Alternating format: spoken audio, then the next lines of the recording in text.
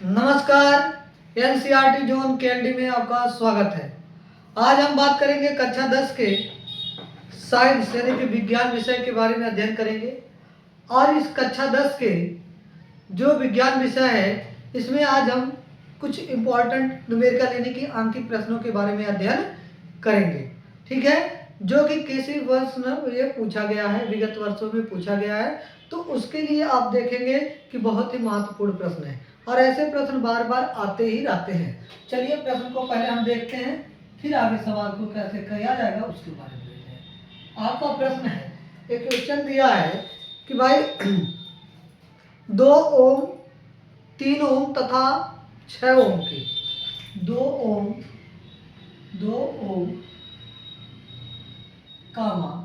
3 ओम तथा 6 ओम कितने 2 ओम, 3 ओम तथा 6 ओम के तीन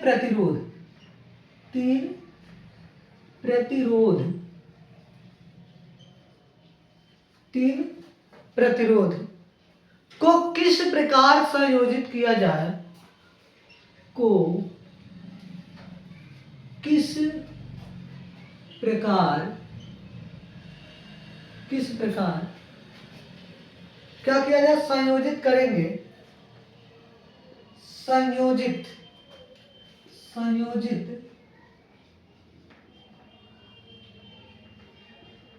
करेंगे कि संयोजन का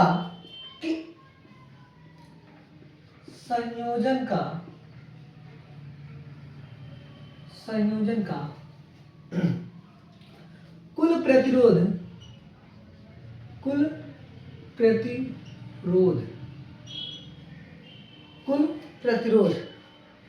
पहला क्या हो 4 ओम हो, पहला क्या है 4 ओम हो और दूसरा क्या करा है 1 ओम हो। कितना हो 1 ओम हो। अब ये देखिए प्रश्न कब कब पूछा गया है, कब ये प्रश्न पूछा गया, तो 2020, 22, 24, हर दूसरे साल 20 के बाद 22 में पूछा गया, 22 के बाद 24 में, अब 24 के बाद आपका 26 में आने वाला है। ठीक है, तो आप एक काम कर रहे हो, प्रश्न को थोड़ा समझ लीजिए, सवाल बहुत ही इजी है, बस प्रश्न को आप समझ लीजिए कि कैसे प्रश्न आते हैं। ये प्रश्न आपके 12वीं में भी आ सकते हैं, 10वीं में भी आ सकते हैं, तो कोई भी बच्चा इसको देख सकता है, कोई दिक्कत नहीं है, बस फिजिक्स का। अब देखिए करा 2 ओम, 3 ओम तथा 6 ओम, 3 प्रतिरोध दिया है। इस प्रतिरोधों को आपको संयोजित करना है। क्या करना है, समायोजित करना है या संयोजित करना है कि पहले का अगर तीनों को इस प्रकार जोड़ो कि उनका जो तुल्य प्रतिरोध आ जाए 4 ओम आ जाए, दूसरे को इस प्रकार जोड़ा जाए कि कितना आ जाए 1 ओम आ जाए।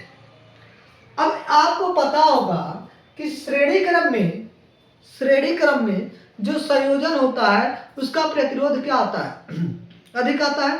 श्रेणी क्रम में जो संयोजन करने पर उसका प्रतिरोध क्या आता है, अधिक आता है, जबकि समांतर क्रम में संयोजन करने पर उसका तुल्य प्रतिरोध कम आता है। अर्थात 1 ओम वाला है तो इनको तीनों आपको क्या करना पड़ेगा, समांतर क्रम में जोड़ना पड़ेगा। नोट पॉइंट में आप लिख लीजिएगा, ये कई बार पूछा है बहुविकल्पी प्रश्न में कि सबसे कम प्रतिरोध कब होता है, श्रेणी क्रम में अगर संयोजन कर रहे हो, श्रेणी क्रम संयोजन में, तो क्या होता है प्रतिरोध, क्या होता है प्रतिरोध आपका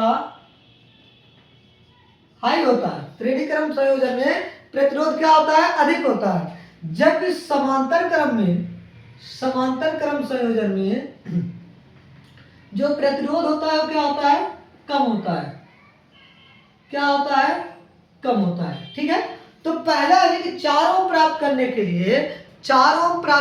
लिए हमें जो प्रतिरोध दिया है 2 ओम, 3 ओम, 4 ओम, 2 ओम, 3 ओम और 6 ओम को इस प्रकार संयोजित करना पड़ेगा ताकि उसका प्रतिरोध हमें क्या मिले, अधिक से अधिक मिले। हम क्या करेंगे, ये जो 2 ओम है 2 ओम को समान श्रेणी क्रम में लगा लो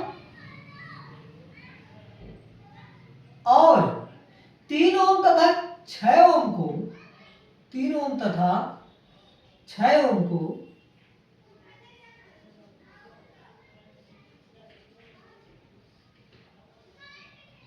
क्या कर लो, समांतर क्रम में लगा लो। किस क्रम में लगा लो, समांतर क्रम में।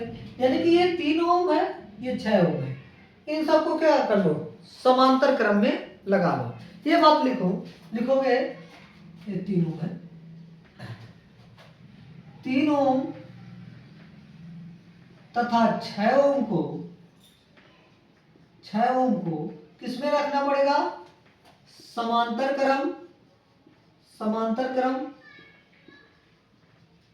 तथा क्या कर रहे हो, समांतर क्रम तथा उनके साथ, उनके साथ जो 2 ओम है, 2 ओम को श्रेणी क्रम, श्रेणी क्रम में संयोजित करने पर, संयोजित करने पर तुल्य प्रतिरोध 4 ओम प्राप्त होगा, 4 ओम प्राप्त होगा। अब इसको आपको दिखाना है, इसको क्या करना है, दिखाना है। नाम दे दो इसको R1, R2 और R3। हमने क्या कहा कि भाई R1 और R2, R1 और R2 किस क्रम में है, समांतर क्रम में है। किस क्रम में है, समांतर क्रम में। R1 तथा R2 किस क्रम में है, समांतर क्रम में, क्रम में है। देख लीजिए, लिखने में कोई दिक्कत, थोड़ा मेरी राइटिंग बहुत अच्छी है, एक बार देख ले। हाँ, दिखाई दे रहा हो आपको, ताकि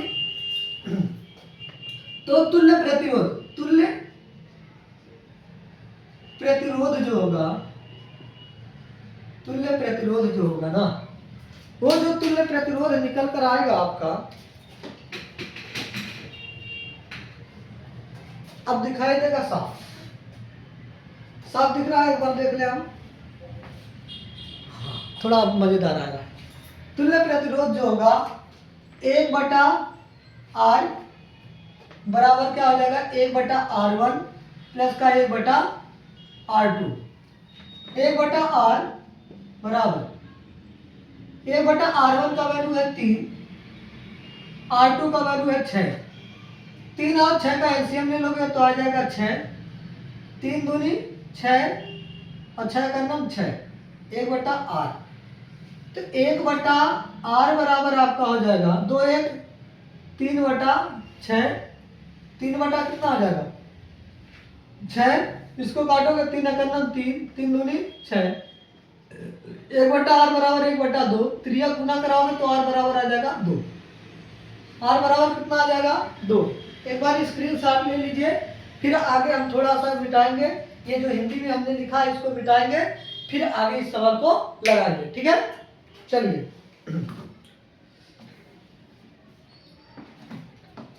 ठीक है, स्क्रीनशॉट ले लिए। चलिए थोड़ा सा हिंदी को मिटाएंगे आपके, ताकि समझाने में हमें दिक्कत ना हो। अब देखिए, ये जो फिगर है ना, ये जो फिगर है अब कुछ इस प्रकार हो जाएगा, 2 ओम और ये जो फिगर है दोनों मिलकर अब कितने बन जाएगा, ये भी 2 ओम का बन जाएगा। ये R3 है, ये आपका हो गया R तुल्य, या R डैश कह सकते हो, क्या कह सकते हो, R डैश, R डैश। ठीक है, अब लिखेंगे, इधर वाला आप सब मिटा रहे हैं, फिगर आपको समझ में आ गया तो मिटा रहे। अब देखिए इधर क्या होगा कि R3 तथा R डैश, R3 तथा R डैश जो है समान श्रेणी क्रम में है। किस क्रम में है, श्रेणी क्रम में है। अतः तुल्य प्रतिरोध R डबल डैश बराबर आपका क्या हो जाएगा, R3 प्लस का R डैश। अर्थात R3 का वैल्यू 2, R डैश का वैल्यू 2, तो कितना आ जाएगा 4 ओम। और यही तो कहा था कि किस क्रम में संयोजित किया जाए कि वो 4 ओम प्राप्त हो जाए। तो हम कहेंगे भाई जो 3 ओम है और 6 ओम है उसको हम समांतर क्रम में संयोजित कर दे तथा 2 को इसके साथ श्रेणी क्रम में संयोजित कर दे तो वो हमारा क्या प्राप्त होगा 4 ओम प्राप्ति हो जाएगी। कितने ओम की प्राप्ति हो जाएगी 4 ओम की प्राप्ति हो जाएगी। ठीक है, अब आगे करा 1 ओम प्राप्त करने के लिए क्या होगा सेकंड वाला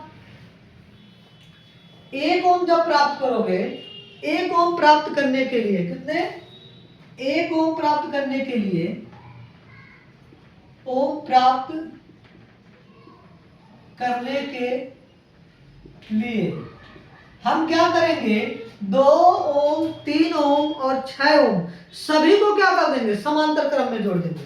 करने के लिए 2 ओम 3 ओम तथा 6 ओम को समांतर क्रम में संयोजित करेंगे। समांतर क्रम में संयोजित करने का मतलब ये जो आ गया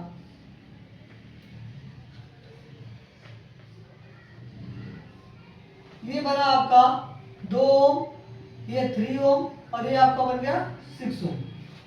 अब इसमें अगर देखा जाए तो R तुल्य प्रतिरोध जो निकलेगा तुल्य प्रतिरोध क्या आ जाएगा 1/R डैश बराबर 1/R1 इसको R1 मान लो इसको R2 इसको R3 प्लस में 1/R2 प्लस में 1/R3 तो 1/R डैश बराबर 1/2 प्लस 1/3 प्लस का 1/6 2 3 6 का एलसीएम ले लो तो आ जाएगा 6 2 3 6 3 दूनी 6 और 6 का नम 6 तो 1/R डैश 3 2 5 1 6 1/R डैश बराबर 6/6 काटोगे तो R डैश बराबर आ जाएगा 1 ओम।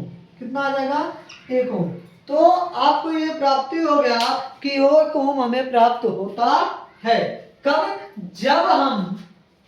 जब हम क्या करेंगे तीनों प्रतिरोधों को समांतर क्रम में संयोजित करेंगे तो हमें 1 ओम प्राप्ति की होती है।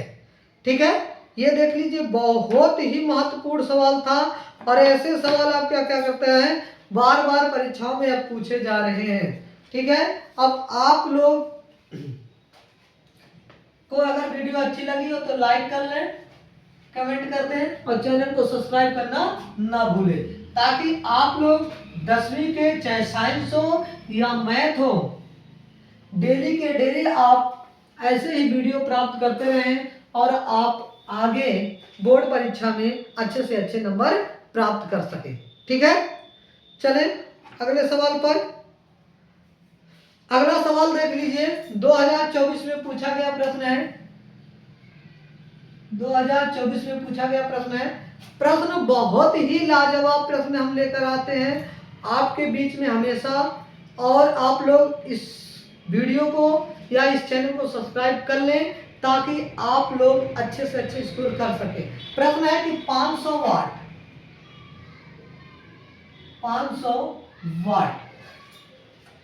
वाट का रेफ्रिजरेटर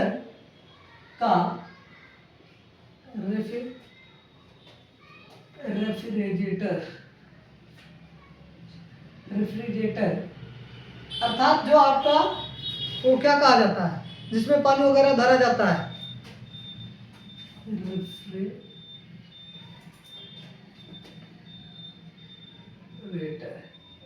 फ्रिज है 12 घंटे।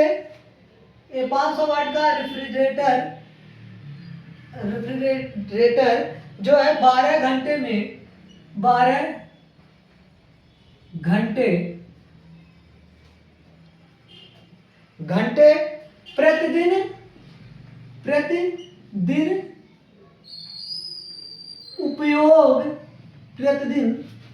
उपयोग में लाया जाता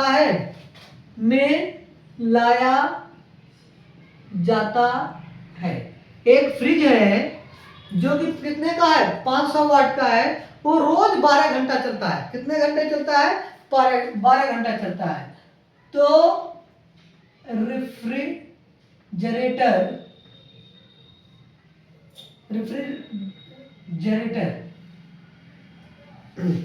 द्वारा, यानी कि फ्रिज द्वारा 30 दिन तक कितने किलोवाट तक कितने किलोवाट घंटा ऊर्जा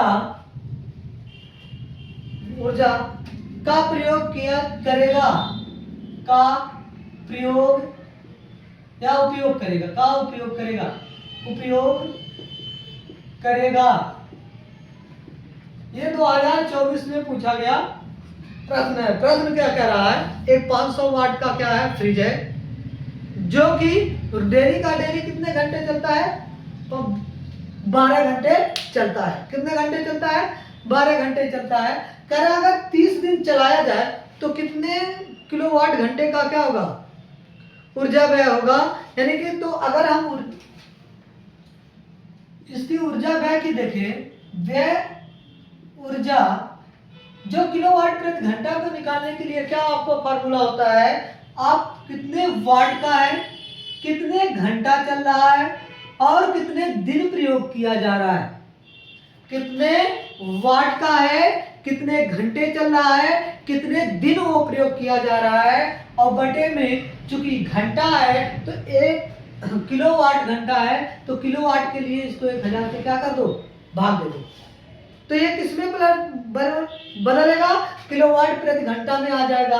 अब आपका कितना है, 500 वाट है, घंटा कितना ले रहा है, 1200, कितने दिन ले रहा है, 30 दिन, बटे में 1000, 1 जीरो से 1 जीरो, 2 जीरो से 2 जीरो, 12 बचे 60, गुणे में कितने 3, तो कितना आ जाएगा 180 किलोवाट प्रति घंटा। किलोवाट प्रति घंटा नहीं, घंटा होता है, किलोवाट घंटा।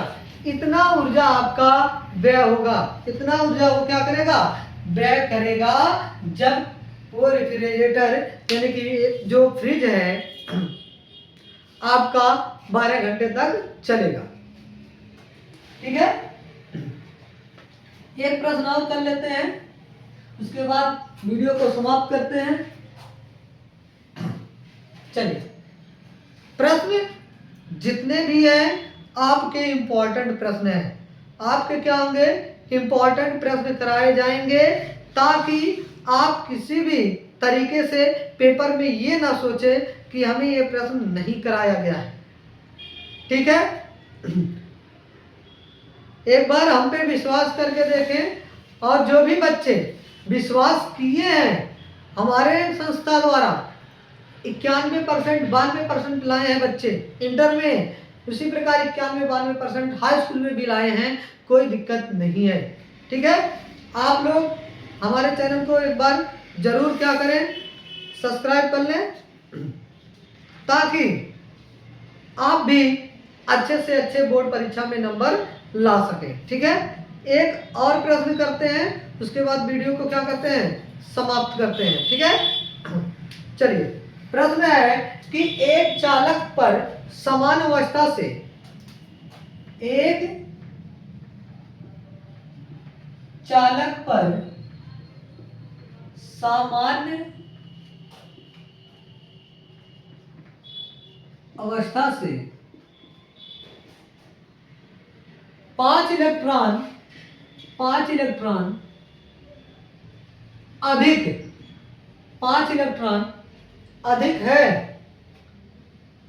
एक चालक है जिसपे सामान्य अवस्था से क्या हो गया, 5 इलेक्ट्रॉन अधिक आ गया।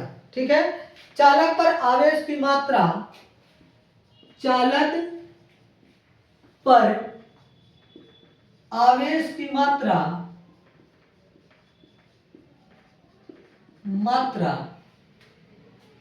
एवं प्रकृति बताइए, एवं प्रकृति बताइए। ठीक है, चलिए हल देखते हैं, फिर इसके बारे में बात करें। कह रहा है एक चालक है जो सामान्य अवस्था से 5 इलेक्ट्रॉन अधिक ले रहा है। जब इलेक्ट्रॉनों की अधिकता होती है, जब किसी वस्तु पर इलेक्ट्रॉनों की क्या होती है, अधिकता होती है, तो वह वस्तु ऋणात्मक होता है। क्या होता है, ऋणात्मक होता है, यानी कि उसकी प्रकृति क्या हो जाएगी, ऋणात्मक हो जाएगी। पहले तो इतनी बात लिख लो, जब किसी चालक पर इलेक्ट्रॉनों की अधिकता होती है,